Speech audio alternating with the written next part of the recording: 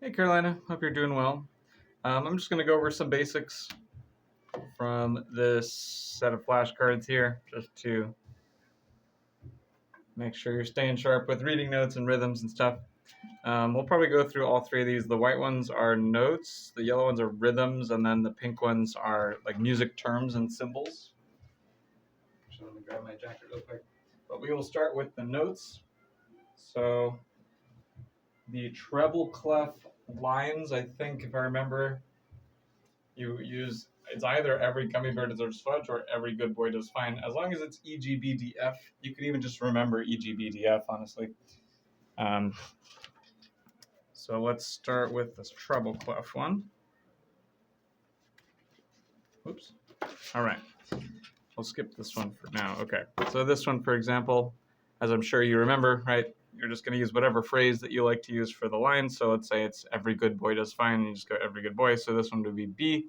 Or like I said, you could even just start to memorize EGBDF. So that'd be EGB. So that one's, of course, going to be B. All right. Now for the bass clef, I think we were using good burritos don't fall apart. And technically, you only need the lines. You don't need to know the spaces. All right, this one's a space note, but you could just go good burritos don't. So we know this line is D, and this is a step up from D, right, on the space above. So that must be the next letter E, which of course it is. But now for these next ones, what I want you to do is pause the video and say out loud what you think the answer is, and then when you hit play, I'll say what the answer is, and you can check if you got it right. So we'll start with this one. Okay, so this one is D. You can go EGBD, right, or every good boy does, or every gummy bear deserves. It's gonna be D right there. Okay, for this one, there's a couple ways to do this. Let's just stick with the lines for now, even though this is a space note. So we can go, every good, and then we just go up a step from good, right? So that'd be A.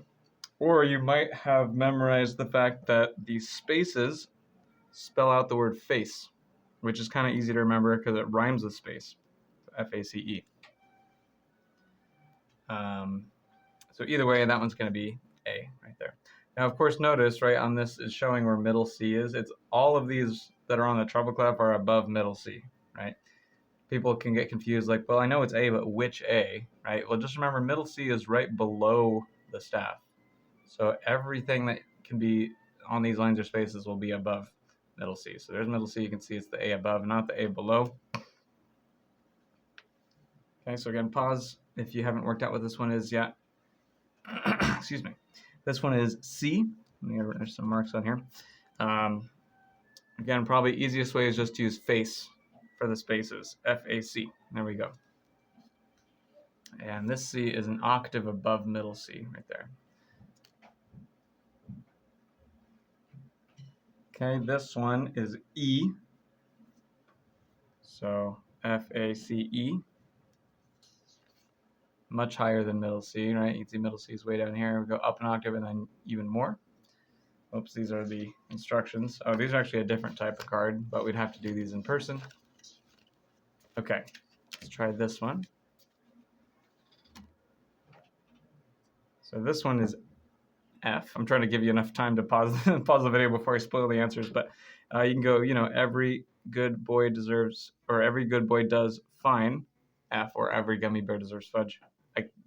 I haven't been using those recently, so I can't remember who knows which one, but yeah, that one's going to be F. Much higher than middle C, right? Because middle C would be right around here. And then if you go up, the next C would be there, and then even higher to get all the way up to that F. So it's pretty high. Okay, now we're back to the bass clef. I recommend, I guess you could memorize a phrase for the bass clef spaces too, but for most people it can get confusing having 4 different phrases to juggle around. I think at most you should have 3, right? The lines for both, and then just the spaces for the treble. Because that one's pretty easy. It's just face, right? F-A-C-E. It rhymes with space. But so I would recommend just using the lines for now for bass clef. So good burritos, and then we just step up from B to get to C, and there we go. Okay, this one is D, and it's not as obvious as the others, but we know the first line is E for every, and then we have to step down from E. So a letter before E in the alphabet would be D. So that one's going to be D, and this is the one right next to middle C. As you can see there's middle C. D is right next to it. Do a couple more. Excuse me. Okay, this one is G. So we go good burritos don't fall, and then we step up from F to get to G. This one's below middle C, right? Everything on the bass staff is below middle C.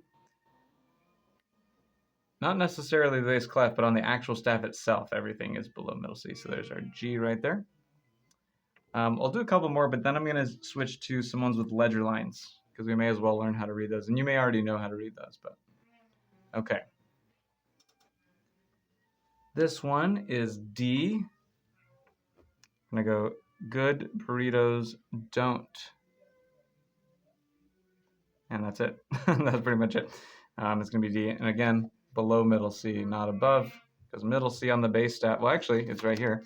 Middle C on the bass clef is here, on the bass staff is here, or I guess bass clef is here. Middle C for treble is here. So everything that you can put on the staff itself is going to be obviously lower than this. And for treble, everything you can put on the staff itself is obviously going to be above where this is. So okay, so now, that's F by the way. Now let's look for some ones with ledger lines. Actually, I think I saw some in the beginning. Let me just go back to those first few that I skipped. Oh, I don't know where they went actually. Okay, I'll look through here then. Here's one, here's one. Oh good, they're all grouped together actually. Okay, so we'll do a few of them. So sometimes we have to write notes that are higher than the treble staff or lower than the bass staff, right? Because obviously the piano has way more notes than we could ever fit on just these lines and spaces. So when we have to go outside the range, we have to just start adding extra lines, and they still follow the same rules, right? Like if we're stepping up, if we're doing seconds, it's still going to go line, space, line, space, line, space, line, space, right? Even when we get to the little lines, you can kind of pretend that these lines go off into infinity just like these do. It's just that to save ink or whatever, we're just drawing this little portion of it so we can see where the note is. So for a note like this, what we have to do is we're going to go, we're going to get as close as possible with our phrases, right? So we can go, every good boy does fine. So we know that this top line is F. And then from there, you can just start walking up by steps. So we have F on this line. That means this space is G, A, B. And there we go. This is 2 octaves almost higher than middle C. So pretty high, pretty high. Okay. So now try this one on your own here. Pause the video here and just see if you can work out what this one should be. Okay, there's a couple ways to do this one. For one, you might have just recognized already that this first ledger line is where middle C would be. And then from there, you can just go, okay, D, E, or you can even think, okay, well, that's a skip above middle C, so it's E. But maybe like, let's say you didn't know that, then you could go, good burritos don't fall apart. Okay, so that gets us here. That's pretty close. So then we're on A, and then we just walk our way up the music alphabet to get to there. So A, B, C, D, E, right? Going line, space, line, A, B, C, D, E. So that one's E.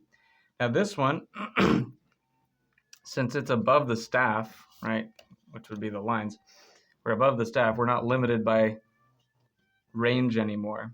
So even though this is bass clef, it's high enough that it's actually above middle C, which is unlike all the other notes that we can fit on the actual staff itself. So here's middle C, and then here's where that E is.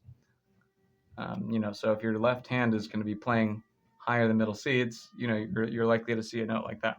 And we'll do one more. Oh wow, this actually took longer than I realized. Okay, so we may not do the rhythm and stuff. We'll probably just do the pitches. Okay, this one's the hardest one, I think, probably so far. But take a second and see if you can work out what this one should be. Okay, so we know that this bottom line of the staff is G from Good Burritos. So we got G there. And then we're just going to step our way backwards through the alphabet. And that's the hard part about this one. So we got G, F, E, D. And there we go. So that one's D.